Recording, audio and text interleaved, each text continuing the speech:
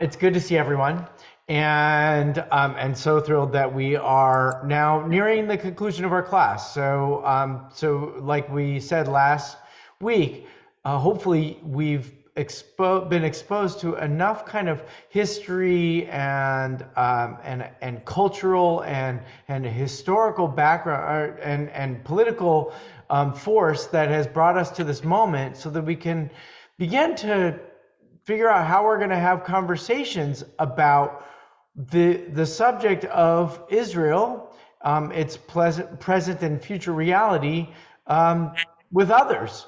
And today is a little bit of a focus on the kind of organizations, or I put it in the parentheses, disorganizations of the many interest groups that exist to support a variety of political and ideological impulses that can shape the future of the state of Israel. And it's really kind of a timely and interesting subject. I think it's always kind of relevant, but even more in particular as there was a recent election with a very extreme political slate that was elected and is likely to form a coalition of a government.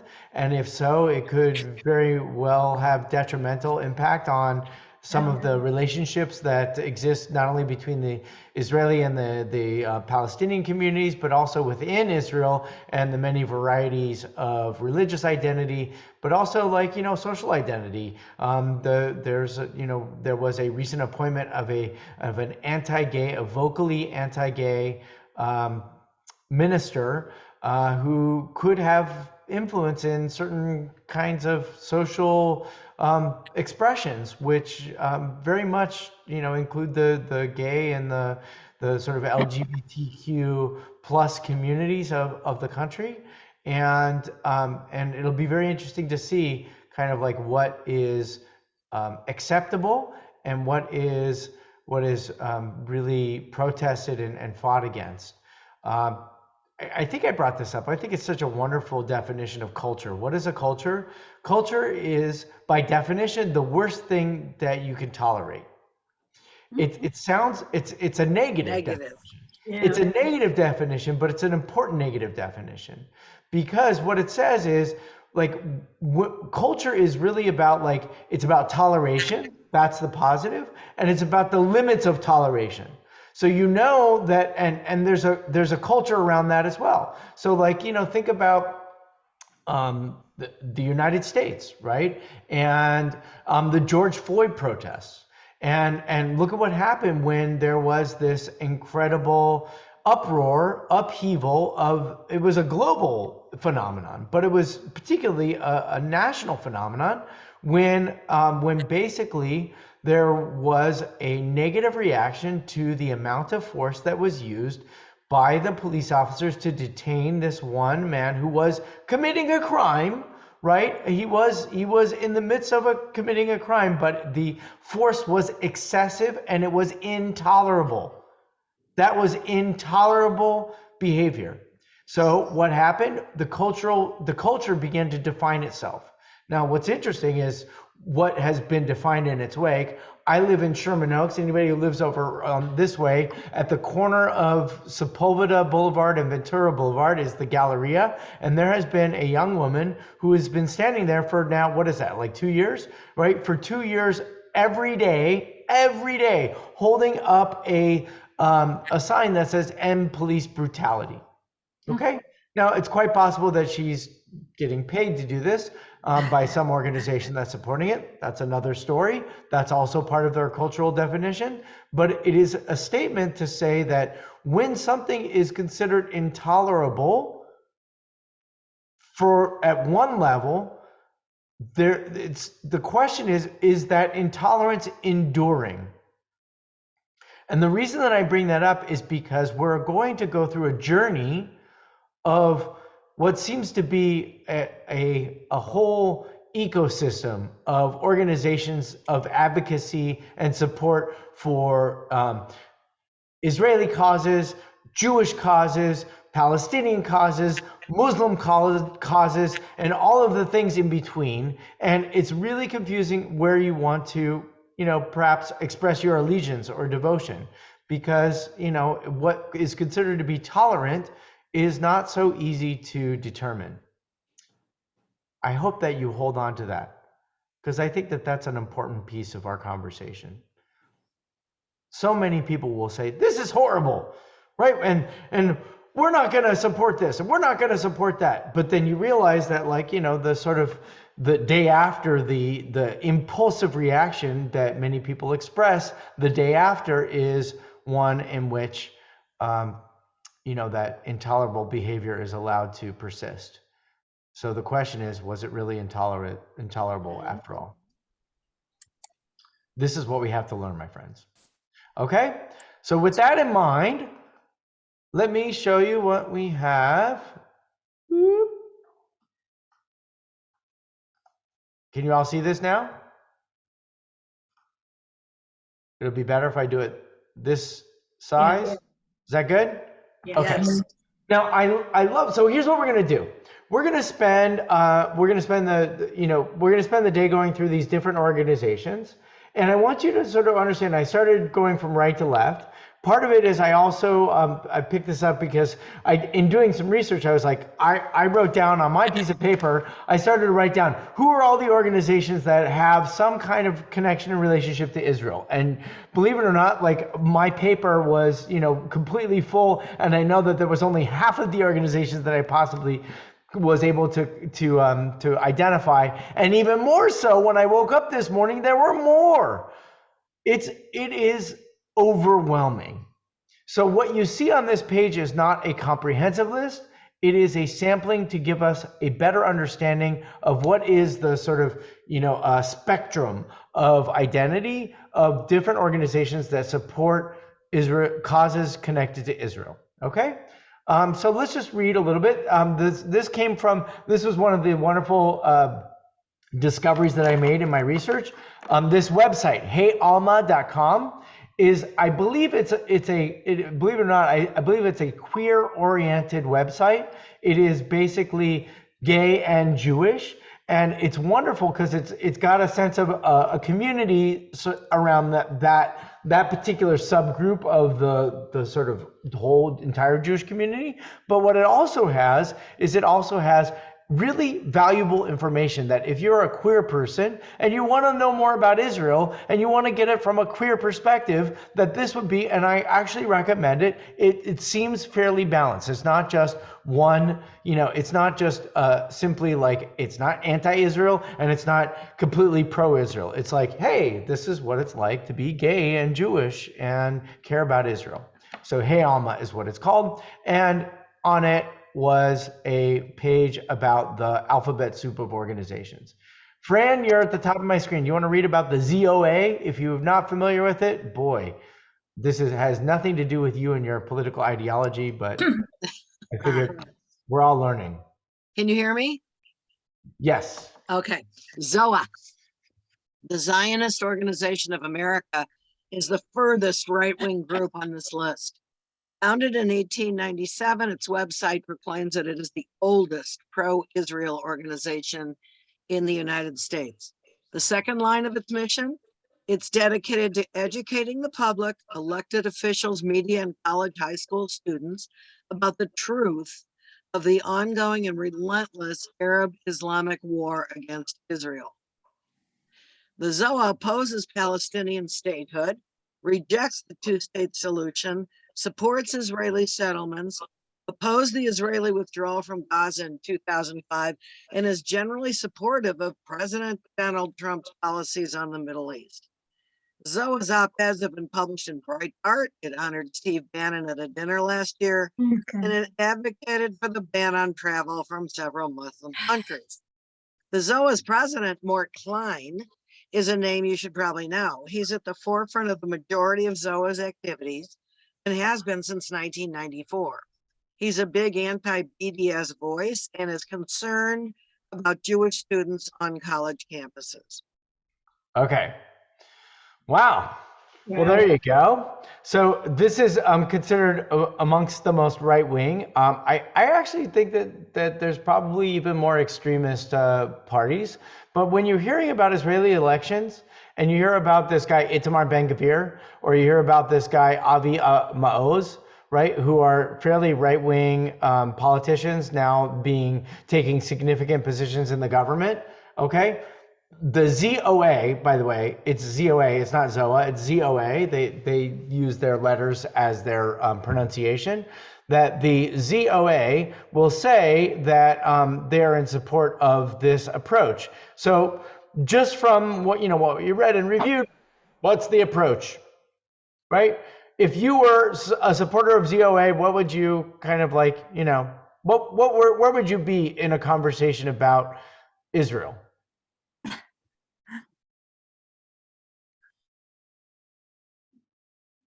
Roberta P, Barbara, Judy. I'm looking at you all in class, and now it's so fun. This is such a fun little. I don't know if it's being recorded, I but I guess love it. Yeah. the way that No, it was Roberta P first. Oh, okay, sorry. Am I unmuted? Can you hear me? Yes. Oh, okay.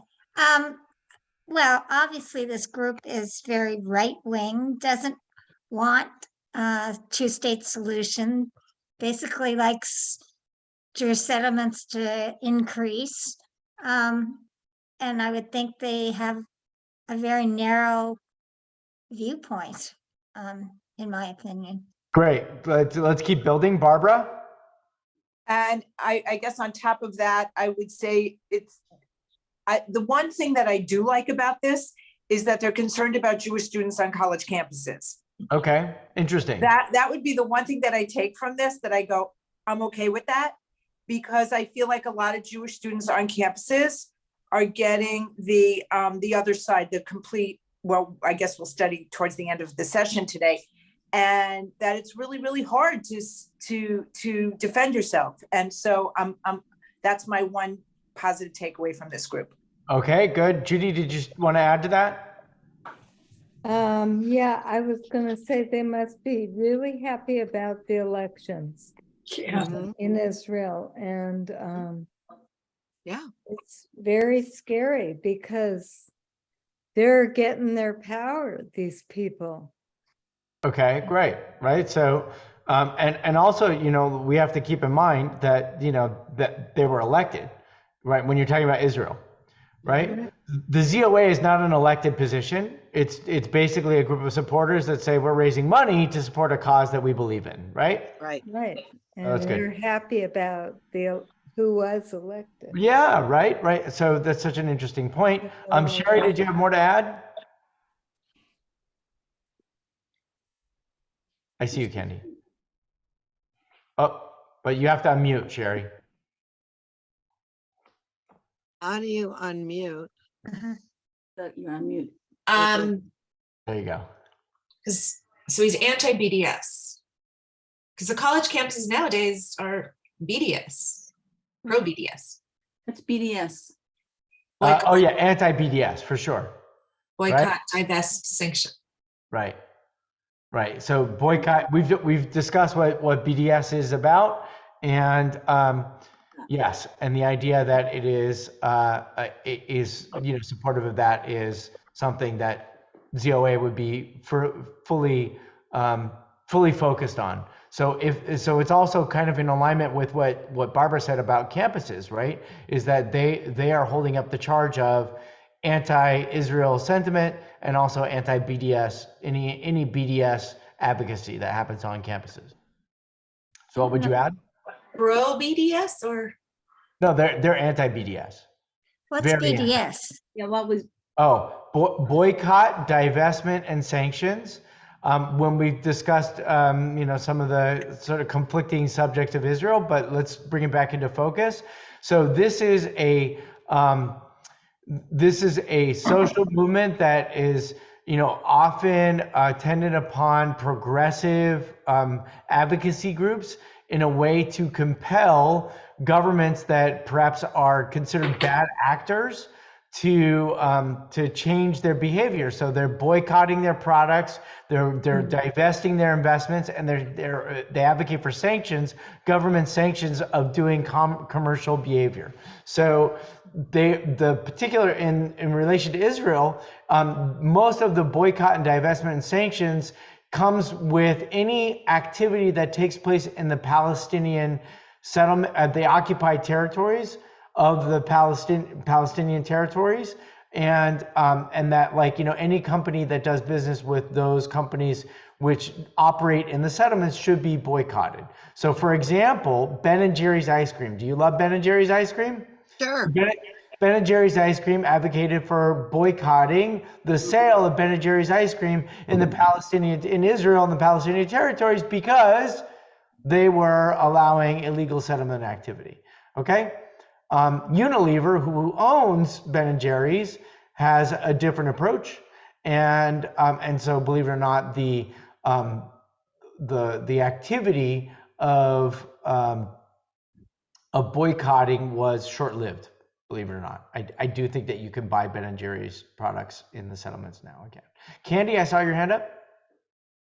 It also seems like when they talk about the second line of its mission is basically very narrowly focused upon educating about the truth of the ongoing relentless Arab-Israeli war against Israel. So it's kind of focusing on them as the other, the hatred that they have for us, but and education on hatred of them of us and making them the other, and very little on, and making us aware of their hatred, but very little on the constructive aspect of what Israel is too.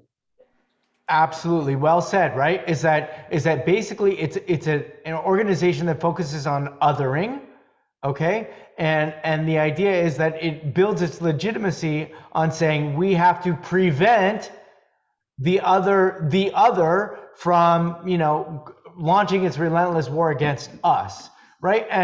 And there, wherever there's an example of, like the charter in Hamas that says that it is, the Hamas charter is to wipe Israel off the face of the map, right? Well, the ZOA just takes a lot of, fuel from that and a lot of inspiration to do what it does, because it says, if you guys are going to say that we should be wiped off the map, we're going to say that you're wiped off the map. Okay. Audrey. Oh, I'm not muted. Where does the group that doesn't believe that Israel should actually exist until the Messiah comes? Right. Where do they exist? They're even more to the right. They're even more to the right. That's right, but they're not part of the ZOA. No. They're like the. So this is the Zionist Organization of America. So this is primarily American. This is the American community, primarily American Jewish community.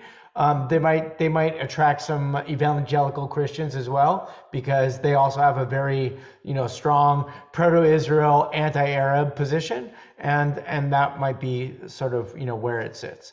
Lauren, I saw your hand up. This group seems to have supported Trump and his decisions about Israel and moving the Embassy. Thank you, the embassy back to Jerusalem. And it answers a lot of questions, because I have friends on Facebook, a lot of them are Israeli, and they were so pro-Trump. I mean, and I'm not getting political here, but they just supported everything he did. And I never really understood why, but I mean, they were just, and I thought, maybe they knew something I didn't know. Maybe they still know something I don't know, but they just were like, yeah, everything he said was like golden.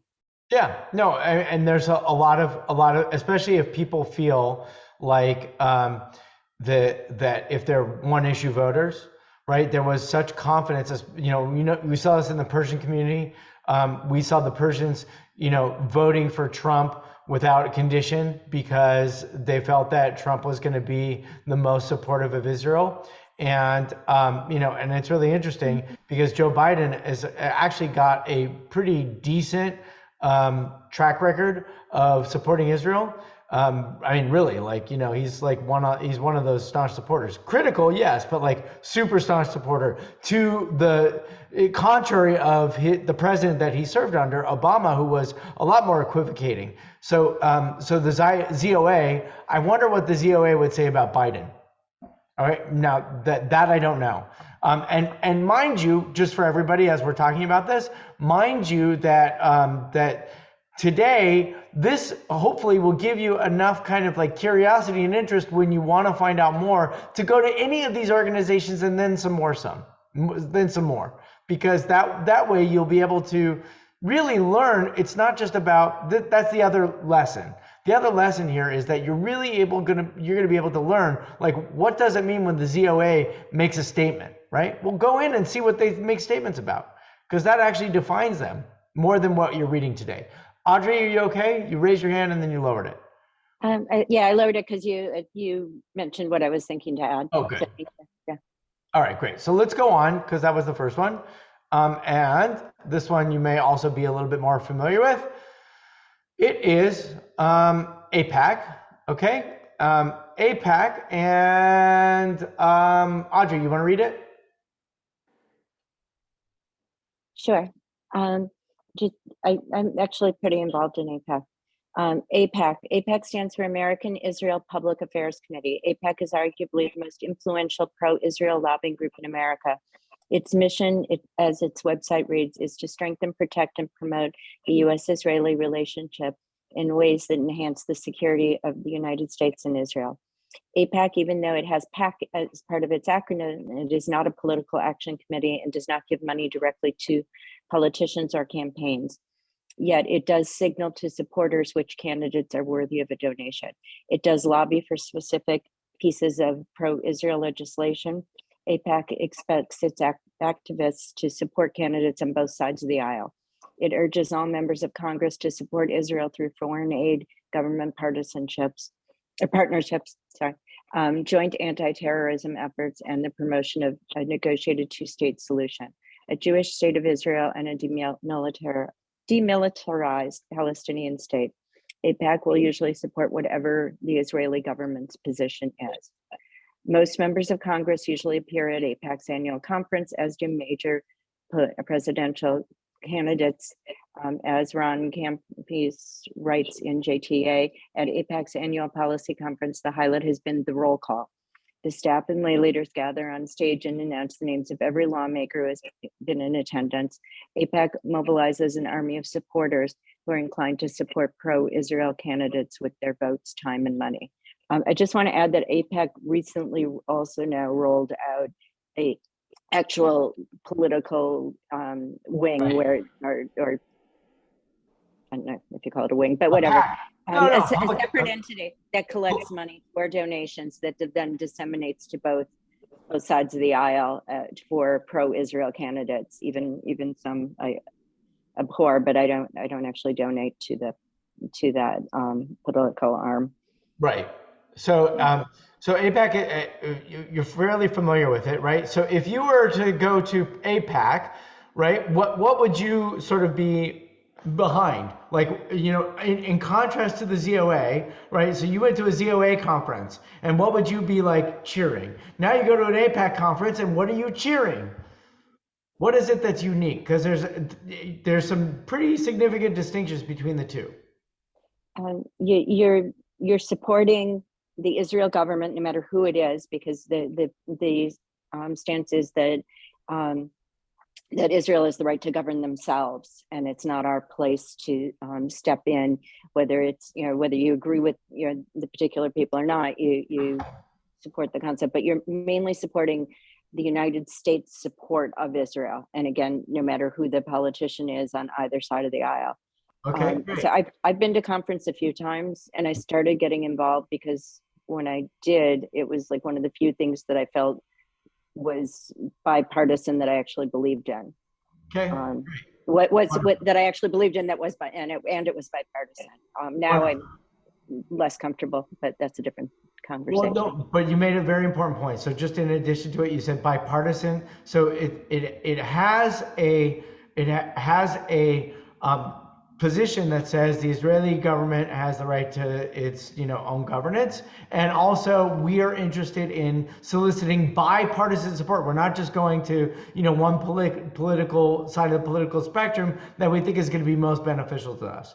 Part of the conflict of that is that when you go on both sides of the extremes, right, extreme right and extreme left, you get positions that are sometimes untenable for the exact opposite, right? Like one state solution versus, a two-state solution, right? Those are the things that are constantly being negotiated, but Israel tries to rise above the fray and say, our purpose is to promote security relationships, right? Which is why they proudly talk about their $3 billion government support package. Jeannie, did you have something to add? Yeah, I'm sorry. I have to. I don't want to start a war here. My impression of AIPAC is originally, I think it was more bipartisan than it is now, and I think they do a wonderful service to people, especially people in Congress and Senate, in terms of education and white papers and information. But my experience is that it is extremely political, and I'm very uncomfortable with it. And although my husband gives money to them, which is his right, yeah, I'm just very uncomfortable. I just think that the people I know at my synagogue that are big supporters at AIPAC are the ones that are the most divisive and disrespectful of any other views but their own. Yeah, no, so that is such an interesting side comment, right? Which is, when we're talking about like so there's a couple things that we need to take away from what we're learning, right? And this is an important point to add. The first one was what Barbara said, which is, the alignment with our ideology and the desire to sort of pick a little bit of like one part we agree with, but if we like this but we don't like this, do we support the organization? So figuring out what are you willing to tolerate in an organization. And what a lot of people will also say about AIPAC is that there's a certain spectrum of toleration. I'm trying to look at the camera. There we go. Spectrum of toleration, and how that spectrum enables you to make the decision. And one of the critiques of AIPAC as of late is that it attracts quite a bit of money, significant financial resources, and with that are sometimes some of the voices and the attitudes which might be a little bit more contentious in polite conversation, if you will, right? So that's another piece of this. Any other comments about AIPAC, or are you ready to go on to some that we're a little less familiar with? I'll just say that that I think I think it does do a very good job as a concept of making sure that Israel is not taken as a partisan issue, which is extremely important because no matter who's in power, you have to have Israel support. Yeah. So yeah, I know people very involved in AIPAC on the entire spectrum. Yeah. Maybe not the extreme right and the extreme left, but like on the right leaning and as well as the left leaning. Yeah. But that's the important takeaway, I think, of it, that the mission is to support Israel no matter who is in our government. Yeah. Thank you, Audrey, and you're a supporter, and we're glad that you are. Okay. So now let's move on to things that maybe we're a little less comfortable being supportive of. Okay. And let's ask ourselves the questions why. So let's see. Jeannie, would you like to read about J Street? Sure. I was just responding to a message. J Street. The street organizes pro-Israel, pro-peace Americans to promote U.S. policies that embody our deeply held Jewish and democratic values and that help secure the state of Israel as a democratic homeland for the Jewish people. We believe that only a negotiated resolution agreed to by Israelis and Palestinians can meet the legitimate needs and national aspirations of both peoples. Working in the American political system, in the Jewish community, and with others with whom we share core values, we advocate for diplomacy first American leadership and policies that advance justice, equality, peace, and democracy in Israel, in the wider region, and in the United States as well. J Street was created to serve as the political home and voice for pro-Israel, pro-peace Americans. The views of the majority of American Jews were previously underrepresented and ignored in our politics. Excuse me. We're changing that, and in the process transforming our national conversation about what it means to be pro-Israel. We advocate and engage on every level in Washington, in political campaigns, in our communities, and on campuses. I'm sorry, I have allergies. By changing the conversation, we open up political space for elected leaders to support policies that advance a secure, Jewish, and democratic future for Israel and reflect the shared values that underline the U.S.-Israel relationship. Go ahead, read the quote. There is no organization, no NGO in the United States that so stands for the values of diplomacy as J Street. And that is a very, very important thing to say. And that was said by Senator Tim Kaine. Tim Kaine, right? Remember Tim Kaine? He was running for vice president with. Yes, I do. I remember. Yeah. Okay, good. So, all right. So now you go to a J Street conference. What is it that could you identify? Like, what is it that that you would be participating in if you went? Like, what is it that you would say like you're a supporter of? What do you support if you support J Street? So, Barbara, two-state solution, right? Is that what you meant? Okay. Yes. So, by the way, AIPAC is also a two-state solution. So, is it different? This feels more about equality and justice because they have that in their core values. And I'm a little bit left-leaning myself, so I kind of like that. The equality and the peace and all that, touchy-feely stuff. This makes me happy. There's a subtlety to what's going on. What's the big difference between the AIPAC two-state solution and the J Street one? It's subtle but important. Candy. I think one is promoting, the AIPAC promotes Israel no matter what, who's in charge and what. And J Street, I think, wants them to recognize core Jewish values. It's not just demonizing the other. What's justice, what's right, it's Jewish values. I think the other one's more political. Okay, anything else? There's actually something on the ground. I agree. I think that there's an important point, but there's something else. Right? One is ideological, one is political, right? And I think that's an important piece, but there's something else. Look at what does AIPAC state its negotiated two-state solution is?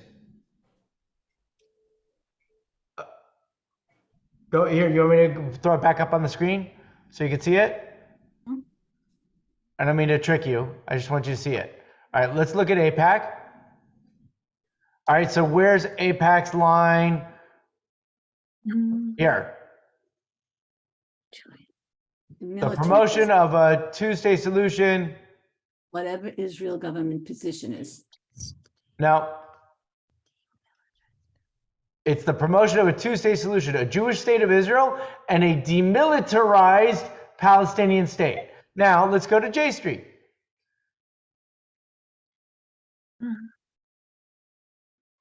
We believe that only a negotiated resolution agreed to by Israelis and Palestinians can meet it. It's a subtle difference. Right. What's the difference? It's not just the word demilitarized, Judy. But what did you think? There's something else. Needs of I think both. it's more inclusive of the Palestinians being a part of the negotiating. Okay, great, right? So in other words, it really does, even in its language, not that the Palestinians are out of the conversation because it's a two-state it's a negotiation, so you can't negotiate it with one side, but there is this sense that how the two-state solution is going to be agreed upon is if the Palestinians do not have a military. Right. So J Street. Does that seem equal? Wait. So J Street would allow them to have a military? Or doesn't care if they have a military? J Street says much more openly, whatever the two agree upon. It doesn't say not, but it doesn't have it as a condition. Wait. You So how understand? do you negotiate with people who aren't rational? But why would you make that statement after we just had this conversation? That's not always the case, right? Like what we're trying to do is we're trying to get past that thinking, okay? And today we're going to get a little bit more past that. Jay, by the way, Jay and Lori, just because you guys are, next to each other, just look into our camera. I don't know if anybody's missing it, but I want to see you. I want to see your smiley faces. So look at the camera when you talk. Hi. That's So good. who would you put in charge of the Palestinian government? What do you mean? The Palestinians would be in charge of themselves. So who would be ultimately making their decisions? The Palestinians, what do you mean? I I don't get understand. it, but who's in charge of them now? They're in charge of themselves now. Except there are certain utilities that are operated by Israel, and they're sent into the Palestinian territories because they don't have the infrastructure to support it themselves yet. So they get credits in every month to use the electricity. And Israel does not turn off the electricity unless, Gaza's like going crazy on them, and that has happened, right? In other words, like out of protection, the Israeli government will say you can't use your electricity. But like the Palestinians or the citizens in Gaza are using Israeli provided electricity to manufacture the missiles that are sent into the country. Yes, that happens. Jay. Well, based on history, I think the request for demilitarized Palestine or Gaza territory is important, realistic, necessary, because when we left Gaza, and instead of them living in peace next to us, they spent all this energy and money gathering arms to attack Israel. So just like after World War II, when we demanded that Japan and Germany demilitarize, I think it makes sense because they've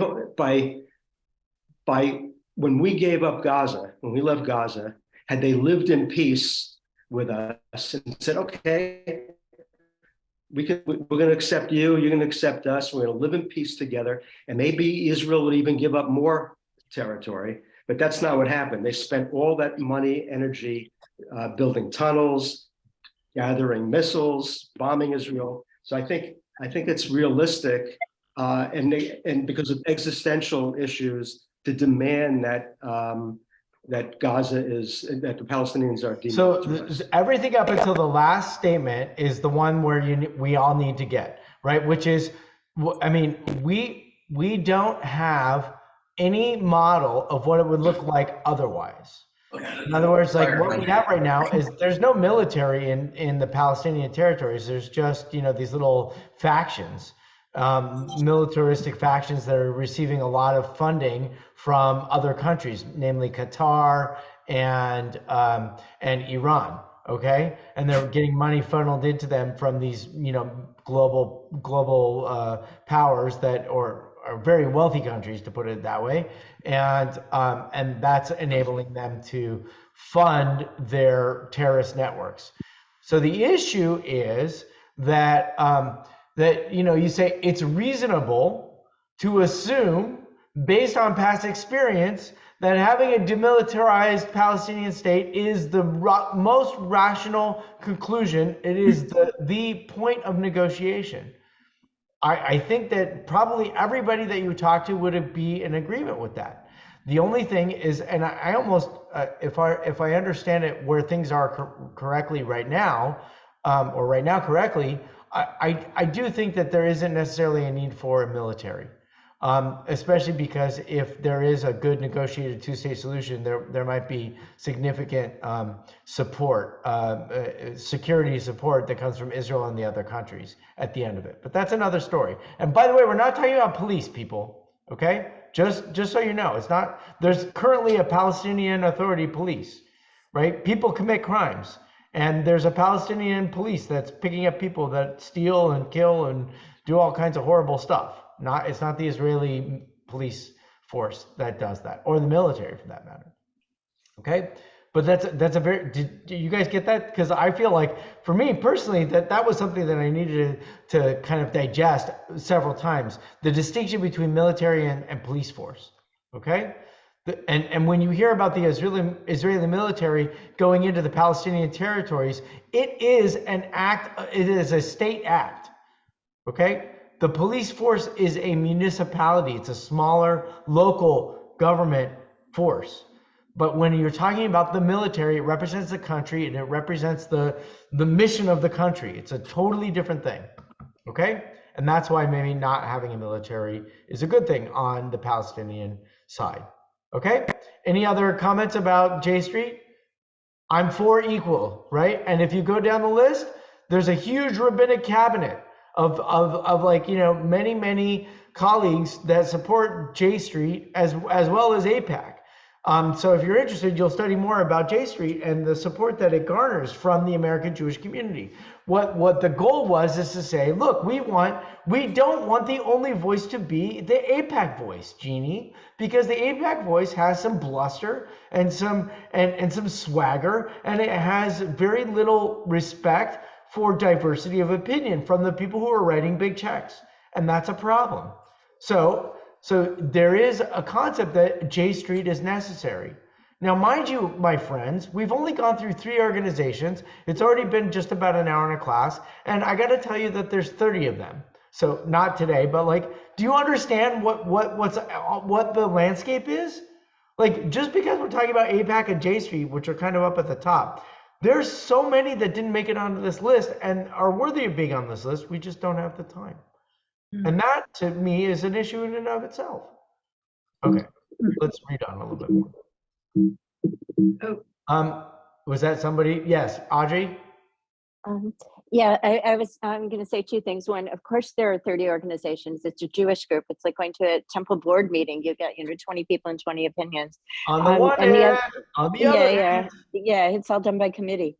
Then I don't know, because I didn't have a chance to look at the items, but I've also gotten involved in an organization, Jewish Democratic Council of America, which I also really like. It represents, I guess, a piece of what responds to what Jeannie was saying, because it's just the Democratic candidates, and they only fund Democratic Democratic candidates who espouse Jewish values, including support for Israel. So they don't support the extreme left Democratic candidates. And you know what? If you're a politician, something else out there. It's new also. If you're a politician, you gotta like know all these people. Why? Because they're gonna give you the money. And what do you want to be? You want to be elected. And how many times do you have to vote on Israel? Probably more than you want to. But you know what these people do is they want to make sure that when you do vote, that you vote the way that they want you to vote when it comes to Israel. Yeah. JDCA was literally in direct response to Trump and Charlottesville. Thank you. Roberta P. If not now. If not now, we are, if not now, a movement of American Jews organizing our community for equality, justice, and a thriving future for all, our neighbors and ourselves, Palestinians and Israelis. We are Jews of all ages with ancestors from across the world, Jewish backgrounds as diverse as the ways we practice our Judaism. Our tradition was formed through thousands of years of telling and retelling stories of our persecution and liberation. Every year we sit together at Passover to remember both the bitterness of slavery and the joy of liberation. We recall the narrow places we've left through stories of the lives lost, families displaced. From the shtetls of Eastern Europe to the communities from Spain, Iraq, Ethiopia, Morocco, and countless other places around the world. And still today, our community is not free. White nationalists march in American streets chanting, "Jews will not replace us." And for some, the simple act of wearing a kippah is a risk to their safety. Nevertheless, the resilience of our people is a gift we pass from generation to generation. We carry the imprint of our ancestors who struggled for thousands of years to preserve our tradition, who lit candles in the darkness, adapted ancient rituals for the time and place, built vibrant communities with their neighbors, and refused to dwell in despair. Our elders taught us that because of our history, we must oppose oppression everywhere, whether it preys upon us or others. It is up to us to keep their wisdom alive.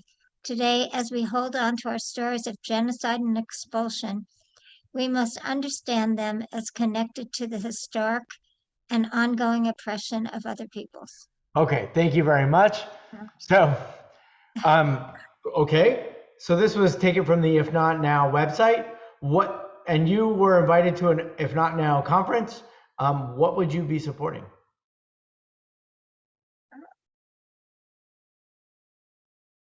I mean, now admittedly, like I did not like get as granular as some of the other ones. So you might look for like policy stuff, but I gotta tell you that this is actually like the first pages of the website. So there's something that is being said here. Is that J.R. Laurie over there, and then Barbara? Yes, to me, it reminds us of why Israel is so important. If you look at these 4 paragraphs, it's basically telling our tradition of telling the stories about all the persecutions we've experienced from Europe and all these other countries. We've been kicked out of all these countries. It just reinstates how important Israel, how important it is for us to have an army behind us. Yes. And if I can just ask, I have a personal question for you. I've been thinking about it for quite a while, but it brings up the point here. Since anti-Semitism is on the rise, I don't know if do you wear, Rabbi, a yarmulke outside? And if you do, have you experienced increased hostility? So I'm never afraid to wear a kippah. I'm also a personality. I mean, there might be places like I'm going to Knoxville, Tennessee next week. I don't feel, first of all, I'm not going there to be rabbi. So if I was going to be rabbi, it might be a little bit different. But I am never afraid as a rabbi to be, or as a representative of the Jewish people to be anywhere with a kippah. Now I'll tell you, I told this story because this is sort of the reality. I think I wrote about it actually. I dropped my car off at the mechanic, and I was waiting for the Uber driver, and the Uber driver came and turned around and what it seemed like drove away. And I was wearing my kippah, and my thought was, this person saw me wearing my kippah and therefore drove away. Was I right in thinking that? I don't know. But what I do know is, one, I felt that way. So even though I'm not afraid to wear a kippah, the fact that I think that maybe somebody doesn't like me because I do it is part of my DNA. And I think that that's a reality that many Jewish people feel across the world. Now, this is an interesting thing. So take it back into the if not now question, right? Which is, in the if not now, is it, if you were to go to an if not now, it seems to either support the confidence that one could be Jewish anywhere in the world, right? Or it seems to support that because there's never going to be a place that's safe in the world except for Israel, totally safe, then we need to make sure that it is protected and secure. Not sure, not clear. Barbara, what did you want to say? I took something completely different from this. I took something that because we understand oppression so clearly, that we have to take care of the others that are oppressed. That's exactly what they're, right. And that it's up to us as Jews who were slaves, and that as we sit at the Seder table and we repeat this story, how can we live with ourselves knowing that these Palestinians and other peoples all over the world are still being held as slaves or in horrible situations? It is our duty to make sure that we end the oppression for all. That's what I got out of this. And yes, they talked about our history, and therefore I see how you could see how, of course, we have to have Israel, but that's not what I get as their main mission. No. That's just me. Okay, thank you. Remember Lauren's comment, as well, right? In the statement, which is the converse of what you just said, which is like, okay, we have to fight for the oppression of all people, but how can you support people that don't want to support us? That was part of the statement. So I'm not. This was not, and again, in opposition to what you said at all. It's actually, this is what we're holding on to, right? So when, if not now, if you follow, if not now, and they're trying to figure out, where does the support end up? Do they end up going on the support for Israel, even though there seems to be, a potential act of oppression or oppressive nature? Or do they go on the support of the oppressed, and even if that sort of act of oppression may be nuanced, or it may be unjustified, arguably, right? That therefore, like, because there's lack of clarity there, that if not now is going to sort of tip in the balance in that favor.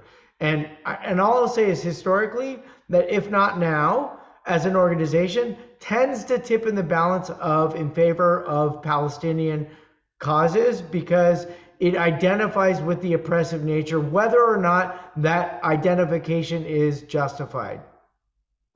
Jay, was that you or Lauren? Yes, I think Jews have a wonderful history of trying to improve the world and helping other people who have been oppressed.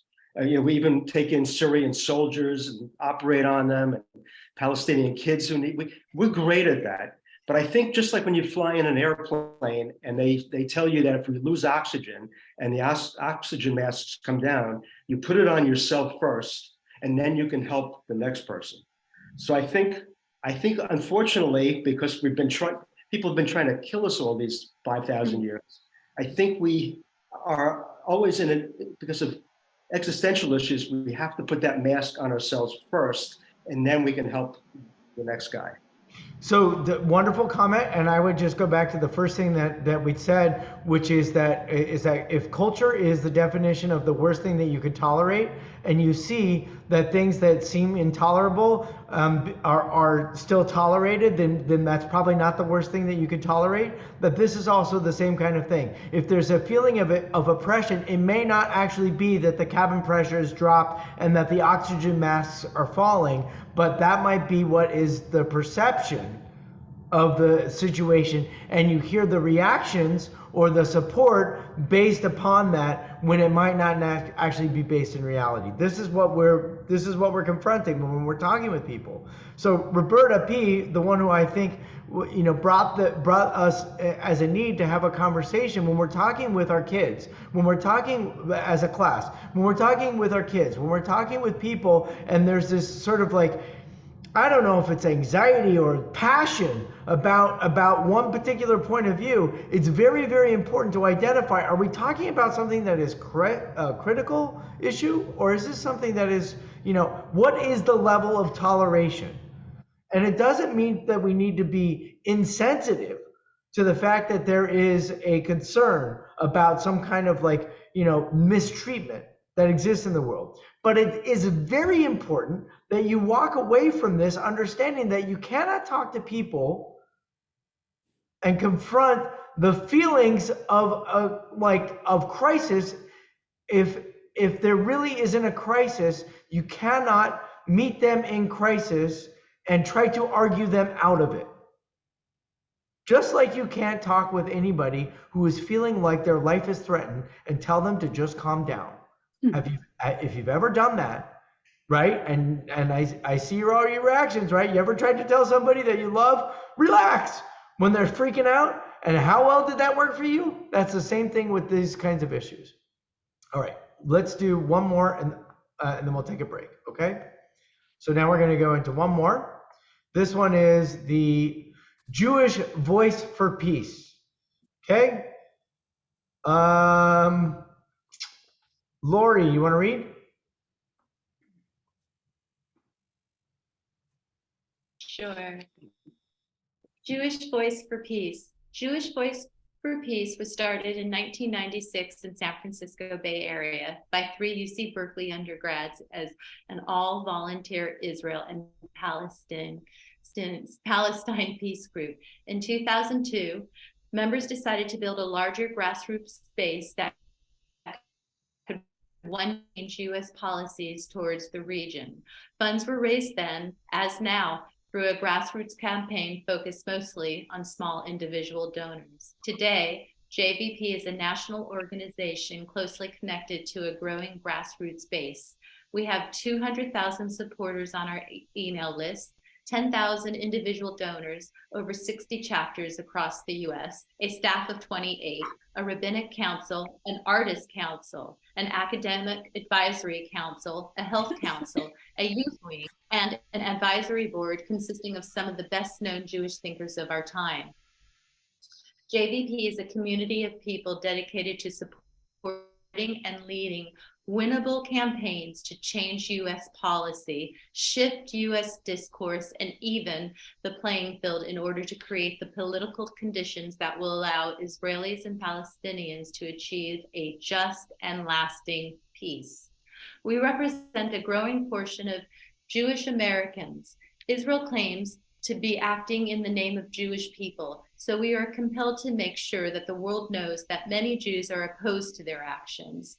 There are often attempts to silence critics of Israel by conflating legitimate criticism with anti-Semitism.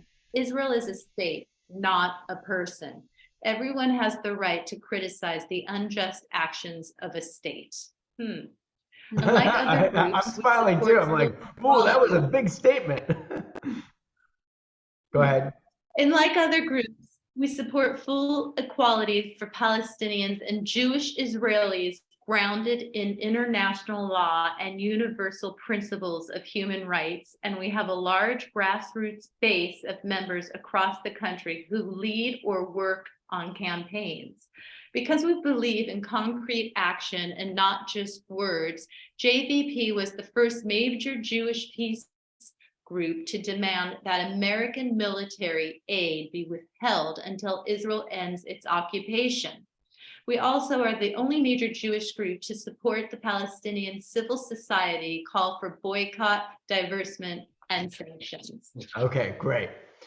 Well, okay, so now you've been invited to go to a Jewish Voices for Peace, a Jewish Voice for Peace program conference, whatever they do.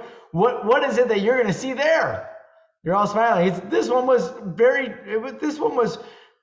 fairly forthright and quite vocal about what its position is. So, anybody want to share?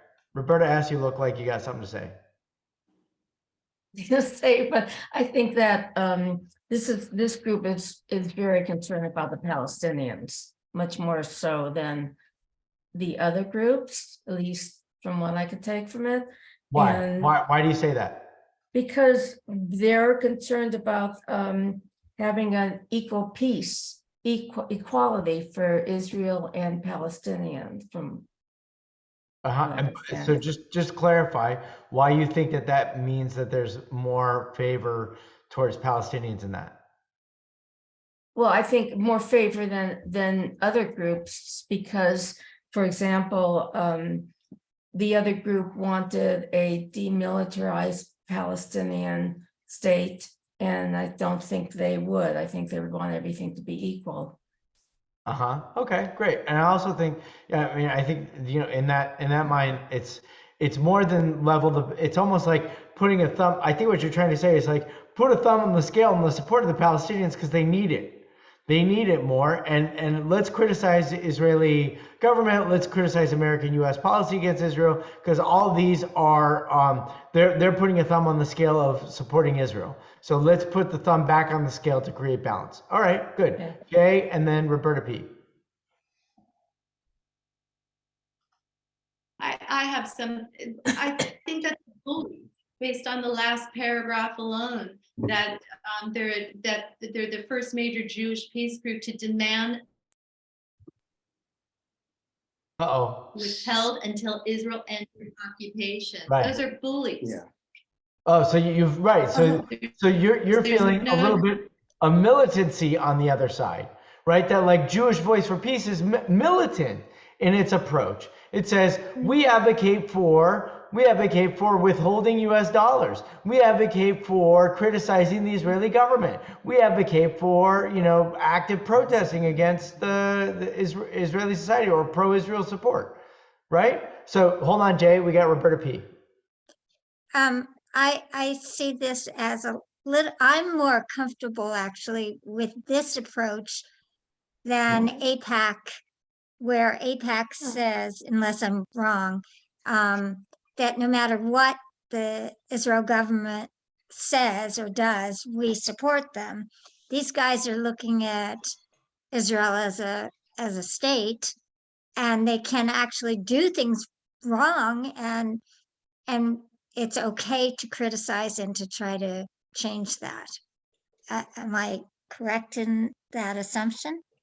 I mean, I think you're understanding. Let me just try to reframe it. You're saying that Jewish Voice for Peace is validating the ability to criticize Israel, right? Whereas the other ones are like, the Israeli government can rule itself, and it's none of our business. But what we're going to do is, because we're AIPAC, we're going to support whatever the Israeli government supports, right? Right. And Right. this one says, I'm uncomfortable with that. right, you're piece. uncomfortable with that, but you're Yeah. uncomfortable with the other side. I mean, I don't know if you're uncomfortable with the other side, which says that we therefore have a voice to criticize it, right? No, I'm not uncomfortable about that. I Yeah. think that's reasonable, Right. that we can criticize it. Yeah, And yeah. it doesn't mean that you are anti-Semitic if you're criticizing Israel. Right. That was an interesting comment as well, right? Fantastic.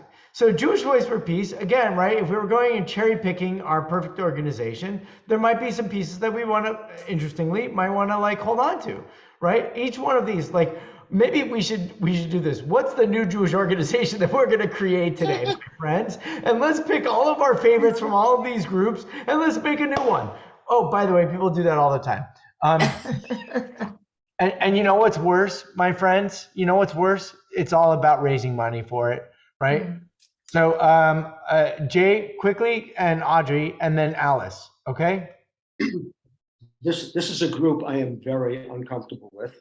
You think? First of all, I'm wondering if the Jewish Voice for Peace group ever gets together with the Palestinian Voice for Peace. But anyway, that's being a wise guy. But no. what really They do. bothers me- They do, Jay. They do. Oh, they do. Yeah, it's not a wise guy. They do. I'm fine. I'm in a class. I'm Whoops. taking a class online. Well, it's so- upsetting to me because they're putting all the onus on Israel. And Bernie Sanders and AOC and the squad, any group that says that they're going to withhold money from Israel unless they jump through hoops, when they're not asking the Palestinians to do anything, to even accept that Israel has a right to exist as a country. So this is very upsetting to me. Okay, great. Noted, and nothing in contrast to that. Oh, Lori, you're coming in. I got to put you in class. Ready? Here you go. You're gonna sit next to Jay's her. running out of battery. Oh, okay. Audrey. Yeah, Audrey I and agree Alice. with. Yeah, I just agree with Jay. I find it is not a peace group. It's a farce. They're trying to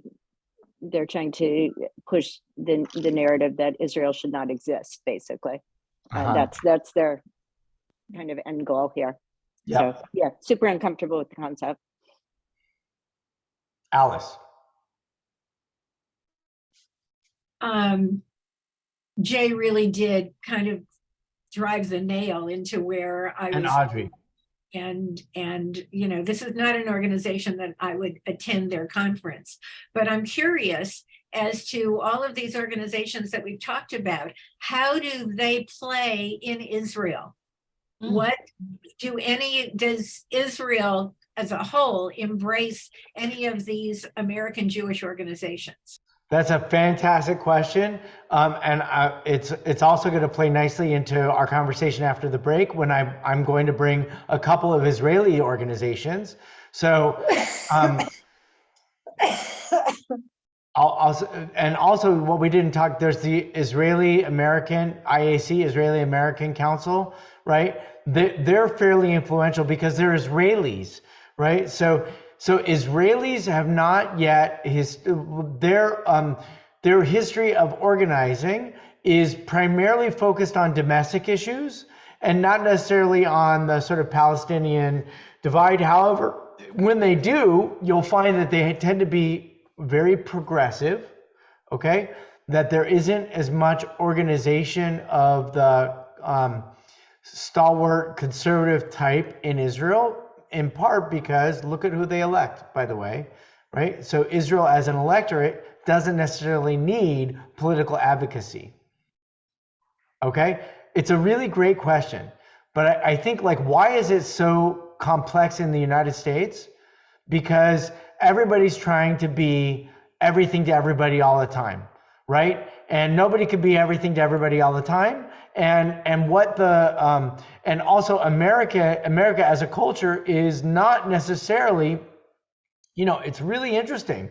We have been through and possibly still continuing to be through a very conservative, hardline government regime. Okay, we are very much in a nationalistic phase, just like every other country on the planet right now. And you hear the nationalistic impulse has its voice in the highest echelons of leadership in this country. Okay, in a place like Israel, which has a strong nationalistic identity, it's not nearly as pronounced. But like, talk about India, for example, right? Or talk about Germany, or talk about France, or talk about Russia, talk about all these countries, talk about China, right? All these other countries that are existing on the planet today they're moving to the right. There's a sense of nationalism that is strong. Israel's sense of nationalism already has a pretty well-defined identity, and there's more need to push against it with a progressive voice because of its perception of the treatment of the Palestinians, its most immediate neighbors. But like, take the United States, for example. It's not so clear. I mean, we're very comfortable in the lives that we lead. And the comfort of our lives is not in feeling like, there's a moral majority. Remember that term? We don't have to have a moral majority to live the life that we live. So I don't know if you have a response to that. Jeannie, you have a response to that. But Alice, did I answer your question? Yeah, okay. I think that's a really important thing for us to think about. Good point. Jeannie. I just wanted to say that a lot of what they start out saying, is kind of ambiguous. And then that very last sentence that they're the only major Jewish group to support the BDS, if I would see that, I immediately would not support an organization like that. And I believe that on a couple levels. One is just strictly my support for Israel. But the second is that Israel isn't just taking care of Israel. Israel is such an important player in terms of research and science and agriculture and everything else throughout the world. That and BDS is so heavily supported by right-wing Arab organizations. So I would, that to me would be, I don't care whatever else they said, that to me is a game changer. So. It's such an interesting point, and I would say just keep this in mind as we go into break. The people that represent or support Jewish Voice for Peace know that, They know that. I mean, they're smart people. These are people from Berkeley, right? Like, not to say that, Berkeley, they're all, whatever you make of that, but like, they're at Berkeley. My kid didn't get into Berkeley. I didn't get into Berkeley. Maybe some of you did because you're really smart, but I'll tell you that, like, it's not like these people are uneducated and don't understand that, especially just to harp on Berkeley for a second. There's probably so much collaboration between the State of Israel research and the research that's happening in California. I mean, I know it for sure, but in Berkeley, you can't not know that. So despite that, how is it that Jewish Voice for Peace can hold its position? That is where maybe you are most uncomfortable. Right? It's not that they're not aware of it. It's that knowing what the reality is and choosing to look past it or look beyond it, that could be problematic. Everybody take a quick break. It's we're a little bit close to noon, so I would say 5 minutes, okay? 5 minutes, please. As we're making our way back, and we just got a lot of stuff that we're covering. We're going to jump in and spend a few more minutes on some of these other organizations. I want to give you exposure to 2 organizations that are in Israel, and then a few of the organizations that are supporting Palestinian advocacy from the U.S. and globally. Okay, so because I want to acknowledge that my presentation is not necessarily balanced, and that was not deliberate. I think that the facility and access to the number, and perhaps it's true that the sheer enormity of organizations that are aligned with the Jewish community or with Israel is more organized and more significant than it is in the Palestinian with the Palestinian people. And I think that's kind of true just about so many things in the world, that Jews like to organize themselves this way. And there's kind of a bit, we've chuckled about it before, but like when you try to do interfaith partnerships and relationship and working, there's a lot more organization on the Jewish community. There's a lot more resources deployed to support that kind of collaboration, and that's not necessarily true, not in a negative way. It's just sort of the allocation of resources and the desire and the support to have that on in this case the other side, or in the opposition. So let's go with B'Tselem, okay? And what we're going to do is we're not going to read the whole thing. We're going to get to basically the core. So let's see, Linda.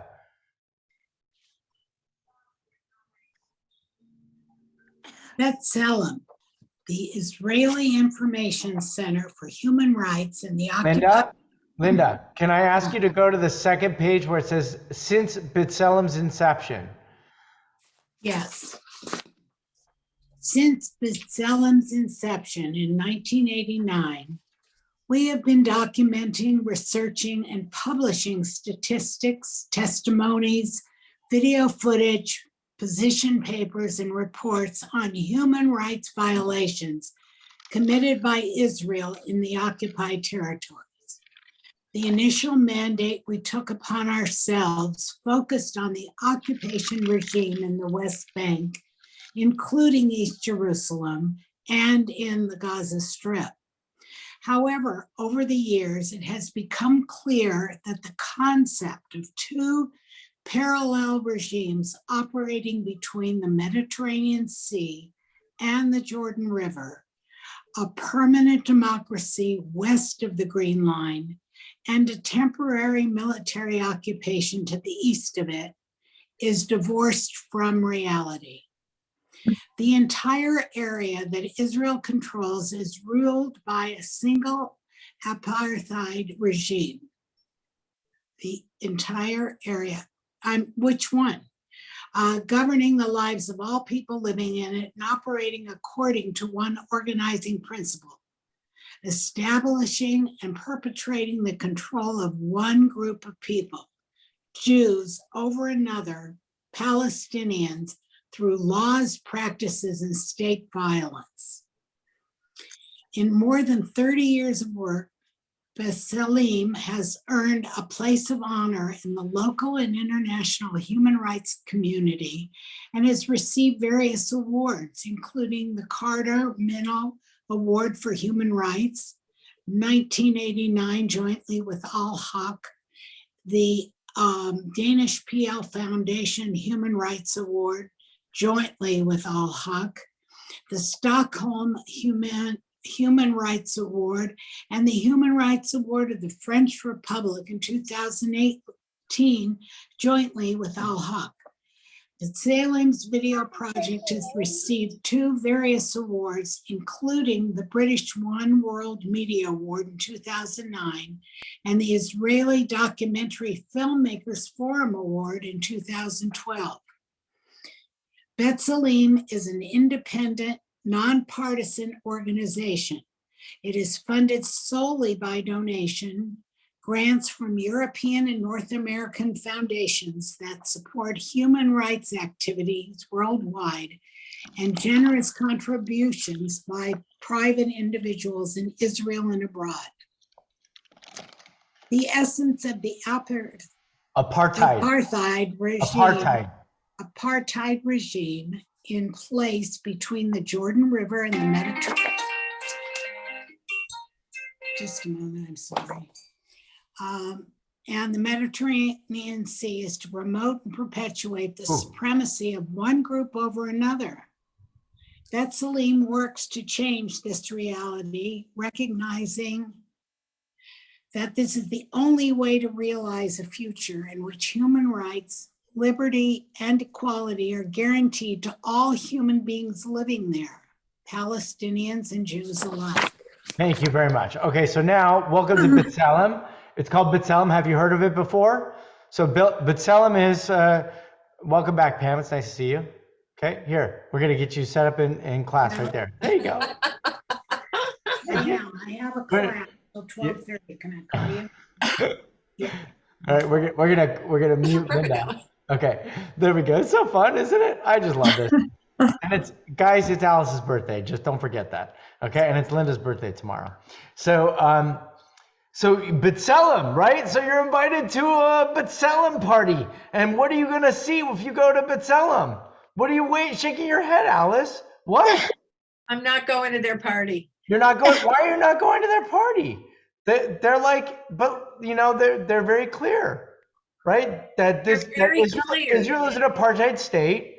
It's a regime that is, you know, it basically separates, it oppresses, it marginalizes the Palestinian people, and in doing so, it profits and benefits from that, and it ruins the dignity, right? B'Tselem is dignity, human dignity. It undermines human dignity of the Palestinians.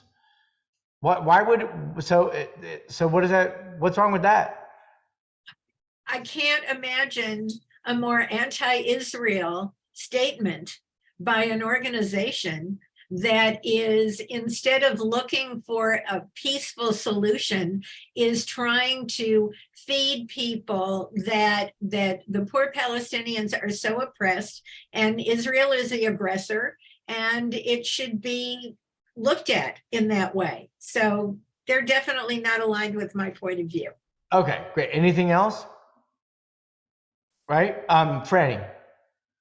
What bothers me is the essence of the apartheid regime says to promote and perpetuate the supremacy of one group over another. It says nothing about the need for security and human life within the country of Israel. Security issue is huge. It doesn't even relate to that. Very nice. It's pretty one-sided. Absolutely right. It's almost as if it's possible to make this kind of statement when it's understood that Israel is able to defend itself.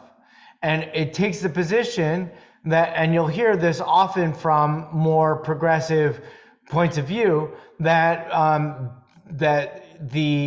because Israel is a strong force, that it needs to treat the weaker force with the dignity that is founded in its constitution, which one would argue that the reason that Israel has a strong force is because it suffered so much unspeakable catastrophe throughout its history when it was overpowered by other forces, including military forces and the forces of anti-Semitism and social forces, that now that it has a little bit of right of self-determination and a little right of self-protection, it is being completely challenged, right? So that might be the argument. By the way, Barbara wrote in the chat, Berkeley campus, didn't it create this sort of extreme pressure? Yes, right. And the Berkeley Law School recently said we're not going to have any support. Why? Because there's so much tension there. I think that's a right way to put it. Now, it doesn't mean that the tension shouldn't exist. It means that the tension exists, and the mechanisms for addressing the tension are not necessarily fully developed. And so what happens is sometimes these impulsive, quick decision results, which end up damaging the relationship that they're hoping to strengthen. That's the problem. All right, we only have a few more minutes, so I want to go on, even though I'd love for you guys to continue with your input, but I want you to get a couple other things here. So we're going to skip over Rabbis for Human Rights. If we have time, we're going to come back to it. But write it down. Rabbis for Human Rights is really important because they're also along the side of B'Tselem, of really like marshaling rabbinic support to be a moral voice. Now you have Students for Justice in Palestine. So Jay, Lori, your hand was raised. Are you okay? Can we move on, or did you really have something that you needed to say? Okay, good. All right. Alice, birthday girl, did you read yet today? You want me to read again? I do. Okay. Oh, wait, did you read? I did read last week. Oh, okay. Let's see. Candy, have you read? Would you like to read for us? Sure, I'll read. Thank you. Nothing personal, birthday girl. You get an extra piece of cake. Okay. Building on the legacy and impact of the student movement in occupied Turtle Island, US and Canada, National Students for Justice in Palestine, National SJP, seeks to empower, unify, and support student organizers as they push forward demands for Palestinian liberation and self-determination on their campuses. The student movement for the liberation of Palestine first began in 1950s through the formation of the General Union of Palestinian Students, the GUSP. The GUPS. From US to Palestine, GUPS chapters galvanized thousands of students toward a liberated Palestine. The 90s wave of corrupt politicians. I'm so sorry. It's my fault. I switched away because I was worried about what was next. Let me read this. All right, go ahead, please. I'm sorry. The 90s wave of corrupt politicians. 90s wave of corrupt politicians and faulty deals changed the liberation movement as we knew it, and many institutions, including the student movement, collapsed. In absence of a Palestinian student movement, organizations such as Students for Justice in Palestine emerged across occupied Turtle Island, US and Canada, as a way to educate, advocate, and mobilize in support of Palestinian liberation. Nearly 2 decades after the formation of the first Students for Justice in Palestine, the movement for Palestine has taken colleges and universities across North America by storm. With over 200 campuses, Palestinian solidarity organizations across continents, students have been leaders in uplifting demands for freedom, justice, and equality for the Palestinian people. Okay, so stop right there. All right. So you've been invited to a Students for Justice in Palestine meeting, and you're going to walk in. What are you going to see? What do you see, Roberta S.? I don't think you'll see anyone talking about Israel. I think. What are you going to see? It's mainly Palestine. That's all they really seem to care about. And they, when Israel is mentioning Palestine, they talk about both. But in this case, it's just the Palestine. That's all they're really interested in. Okay, great. All right, maybe that's true, right? But I would add, it's not that they're because there are other examples where they are just focused on the social welfare of the Palestinians. but there's something more. They're focused. They're not focused on the social well-being, the health, and the vitality, the economic prosperity of Palestine. They're focused on what? The political. It's political. So if there's a political opposition, who do they talk about, even if they don't mention it? Israel. Israel, right? Even more so, right? Look at how they refer to the United States Yeah, and Canada. I know. What is the United States and Canada to the Students for Justice in Palestine? Turtle Island. Occupied Turtle Island. It was a land that was taken by colonizers and oppressors, and this country, the United States and Canada, is equally victim or equally responsible for victimizing its natural citizens. And the Palestinians were the original inhabitants of the land, and therefore the rights of the original inhabitants needs to be restored. Yes. Have they made any progress? Absolutely. Really? Absolutely. Wow. Every time you hear on college campuses, Students for Justice in Palestine, they have a thing that they call Apartheid Week, where they spend an entire week in the middle of college campuses, 200 college campuses across the country, trying to raise awareness and demonstrate that Israel is an apartheid state. They're bad actors, and therefore they're oppressing the Palestinians, and therefore they need to be stopped. Maybe even militaristically, if that's necessary. Okay? So we're going on the other side. I only want us to get through one or two more, and then we can conclude it. So read the next one. Thank you. Sassy, you want to read? Hey, where are we? We're on Americans Muslims for Palestine, AMP. Okay. American Muslims for Palestine is a grassroots organization dedicated to advancing the movement for justice in Palestine by educating the American public about Palestine and its rich cultural, historical, and religious heritage, and through grassroots mobilization and advocacy. AMP's fiscal sponsor is AJP Educational Foundation, a nonprofit organization. Founded in 2006, American Muslims for Palestine began as a community organized, designed to fill a void in the work for Palestine among the Palestinian, Arab, and Muslim American communities. Over the years, AMP has transformed into a major national organization and a leading voice in the Palestine solidarity movement. Within the policy domain, AMP is engaged in very vigorous advocacy for Palestinian rights, effectively reshaping the discourse on Palestine in the US. With 10 chapters from coast to coast and supporters across the country, AMP has built a large and robust grassroots community. AMP organizes events, seminars, and festivals to educate about the history, culture, and freedom struggle of the Palestinian people. The American Muslims for Palestine is all about educating people about Palestine, its rich cultural and historical heritage, and about how the people of Palestine have been living under occupation for decades. We do this for two reasons. First, we want to put a human face on Palestinians so people can come to see we are all alike with the same hopes, dreams, and aspirations.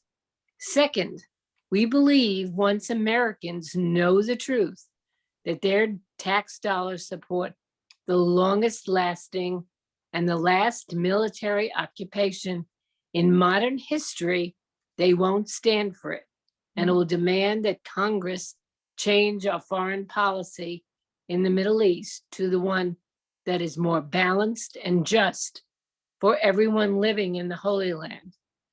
It's hard for me to read this, awful. You're doing great.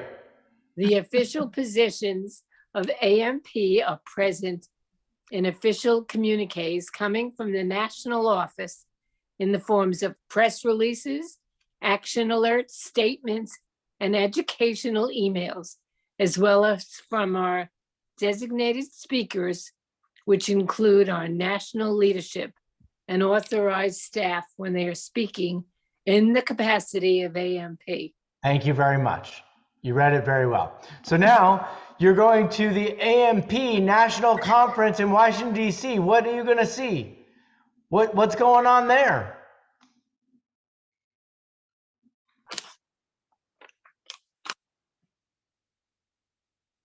Well, it feels a little bit more balanced, doesn't it? I mean, no, it doesn't feel balanced? Why not? Why not? Why not, Alice? You're shaking your head and then Fran. Okay.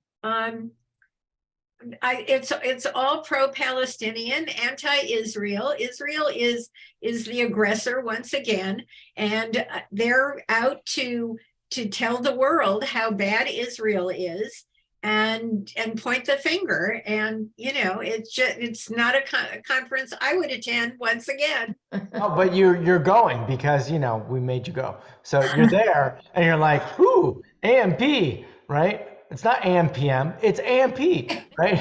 And you're there and you're like, what's going on? So they have education and designated speakers and they're standing, and it sounds like they have a very simple mission, which is to influence Congress to allocate the resources of the U.S. taxpayer money toward equity and justice in the Middle East. But I don't think they're looking for equity. I think they're looking for directing funds to support the Palestinian causes at the cost of Israel. Where do you see that? Just the way it's phrased. I'm not sure I saw that. I mean, I feel like, I want to find the words. I think that any kind of words of equity are just there to camouflage what their goals are. I'm very untrusting. Okay, thank you for registering it. But I hope that, look, I'm not trying to change everybody here, but I hope that you also see. Well, maybe I just want to take the language as it is, right? Take the language as it is, and when you take the language as it is, then you might not find that. You have an implication of what that language means. It's a masquerade or whatever, right? Barbara typed in, why does the USA support Israel? Because Israel is a democracy. They skipped this small detail, right? So this is what I think you're picking up on, Alice, is that by omitting in other words, what this still hasn't done is that it still has not advocated for why one should support Palestine. All it is why one should stop supporting Israel. Right? Students for Justice in Palestine is all about overcoming the oppression of Israel against the Palestinian people, right? Where is it about supporting the benefit and welfare of the Palestinian people and the advocacy? Where is the advocacy of that? So is that Jay or Lori, very quickly? Yes, because I want to get to the last one. Jay? The American Muslims for Palestine, I really can't hate them for trying to promote themselves. That doesn't bother me that much. That's understandable. What does bother me is the going back to B'Tselem, yes. All of how they B'Tselem, that they earned a place of honor in local and international human rights communities, all the organizations that give them awards. That really is scary to me. Right. And it's also scary to me how the BDS in our college campuses has really they're just that people are joining them and agreeing with them. And I just think that's really comes from anti-Semitism. I just think, because when you look at these liberal colleges, you think a liberal college would be against countries that are bad against women or against gays, etc. But to me, it becomes an issue of anti-Semitism, that they're jumping on this bandwagon against Israel. Right, and just remember, right, I'm not just remember, Jewish Voice for Peace would say that criticism is not anti-Semitism. Okay, Well, so I do. well, okay, right? But also hear that there's that other voice. So what But keep it in mind, is, but keep in mind it's also that important. I'm not Israel's going to prove it with, we're not going to argue. Okay. We're not, this is not an argument, right? This is just a point to say, listen carefully to the language. Take it as it is. This is, I know we feel very impassioned about this, and I don't disagree with you, Jay. So just so you know, this is not about me disagreeing with you. This is about the understanding of why is this getting so complex, is because there's a point when all of our feelings get thrown into facts and they get misinterpreted. So I think we have to be very careful about how we proceed. And we have to listen very carefully. There's nothing wrong with AMP wanting to be an advocacy group. It's not one that Alice wants, and we understand that we shouldn't support it necessarily because it doesn't talk about the positive results, but the fact that it exists may not necessarily make it anti-Semitic. That's where I feel like we have to be very careful. Okay, very, very careful. Fran, very quickly, because we're at the end. We've often said that that we fall behind in PR with Israel, that we don't get the word out like everybody else is. American Muslims for Palestine seem to be a PR organization that's doing a good job. Where are the American Jews for Israel? Where's a total organization that teaches our history, our culture, all of our good stuff and democracy and our need for security, and review the history of the war perpetrated on Israel? Where is that? And it's the same, Fran, it's the same statement. This is the same statement that I just shared with Jay. It's absolutely there. It's absolutely there, right? The very thing, if you wanted to think about what's the sort of parallel to this, and by the way, the sort of like strength and force and impact of AIPAC upon the influence of the American community and its support of Israel, right, it far pales in comparison to what the AMP is striving to accomplish. AIPAC is 100 times more successful. There are the Jewish community is so much more well organized, but the fact that there is critique is such a sensitive point that it feels like it's getting really deep in it, like there's a cut to the wound. So I don't agree with you that it doesn't exist. It exists all over the place. Maybe for the Jewish community, what we're grappling with is that it's not good enough. Now that's a different argument, right? So look, it's 12:30. I'm so sorry to do this because we have like 2 hours to talk about this. So put a note in it. And do you see where we're getting? Sorry, Lauren. We're gonna put a note in it, and I'm so grateful that we're gonna pick this up next week, because we're gonna begin to sort of tie this all together. How do we talk about this stuff? How do we make sure that the language that we're using and the structure of our conversation gets us to the accomplished goals? I think it's important. Okay, you all are wonderful. Thanks for sitting in this classroom vision, and it was really great. And